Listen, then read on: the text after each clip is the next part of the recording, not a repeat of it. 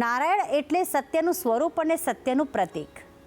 કહેવાય છે કે જે ભક્ત સાચા મનથી ભગવાન સત્યનારાયણના દર્શન કરે છે, તેમની આરતી તથા કથાનું શ્રવણ કરે છે, તેના જીવનમાં સુખ, શાંતિ અને સમૃદ્ધિનો વાસ થાય છે.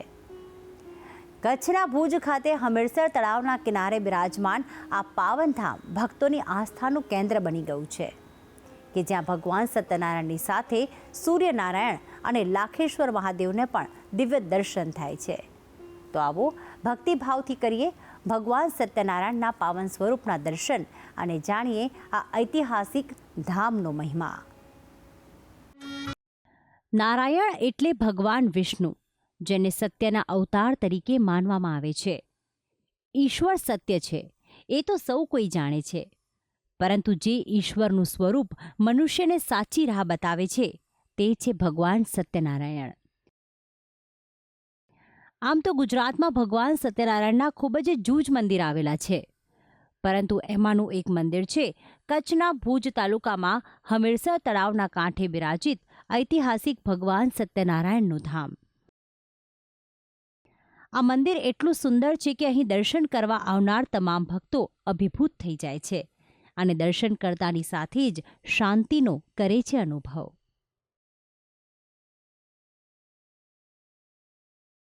આ મંદિરમાં માત્ર ભગવાન સત્યનારાયણના જ નહીં, પરંતુ ભગવાન સૂર્યનારાયણ અને લાખેશ્વર મહાદેવના પણ થાય છે દર્શન. ત્યારે ભક્તો પણ આ મંદિરમાં ત્રણેય દેવોના એક સાથે દર્શન કરીને જીવનને ધન્ય બનાવે છે. ભક્તો પણ આ મંદિરમાં આવીને પોતાના દરેક મનોરથ પૂર્ણ થતા હોવાનો અનુભવ કરે છે અને મહિલાઓ દ્વારા પણ આરતી અને ભજન કીર્તન કરીને શ્રી સત્યનારાયણની ભક્તિ કરવામાં આવે છે. આ મંદિર રાજવી પરિવાર દ્વારા બંધાવવામાં આવેલ છે. આ સંકુલમાં સત્યનારાયણ ભગવાનના મંદિરની સાથે શ્રી લાખેશ્વર મહાદેવનું મંદિર તથા સૂર્યનારાયણ ભગવાનનું મંદિર પણ આવેલ છે. એ ઉપરાંત ભૂકંપ પછી નવું કથા મંડપ બનાવી 20 વર્ષ પહેલાં કથા મંડપ પણ બાંધવામાં આવેલ છે. આ કથા મંડપમાં મહિનાના 4 દિવસે એટલે 2 એકાદશી, પૂનમ, અમાસના દિવસે સામૂહિક ભગવાન સત્યનારાયણની કથા થાય છે વિષ્ણુ સહસ્ત્ર નામ સાથે. બહોળી સંખ્યામાં ભક્તો તેનો લાભ લે છે. ભગવાન સત્યનારાયણ પાસે સાથિયા પૂરવાનું પણ અનેરું જ મહત્વ છે, જેમાં દર પૂનમે કથા અને અનુષ્ઠાન નિમિત્તે ઘઉં કે ચોખાથી સાથિયા પૂરવામાં આવે છે અને પોતાની મનોકામના ભગવાન સમક્ષ વ્યક્ત કરવામાં આવે છે. વર્ષોથી અમે સત્યનારાયણ ભગવાનની પૂજા કરીએ છીએ.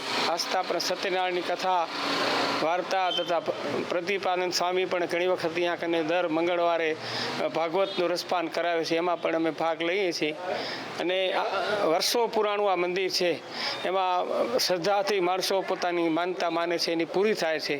સાથિયા પૂરે છે બહેનો અને ભગવાનની પૂજા અર્ચના બધું ભાવપૂર્વક કરે છે અને ભગવાન એની બધી ભાવનાઓ પૂરી કરે છે. ભગવાન સત્યનારાયણ દેવનો મહિમા જ કંઈક અનેરો છે. ત્યારે આ ધામમાં સત્યનારાયણ દેવની મૂર્તિના દર્શન કરીને એક વિશેષ સુખ, શાંતિ અને સંપદાની પ્રાપ્તિ થાય છે.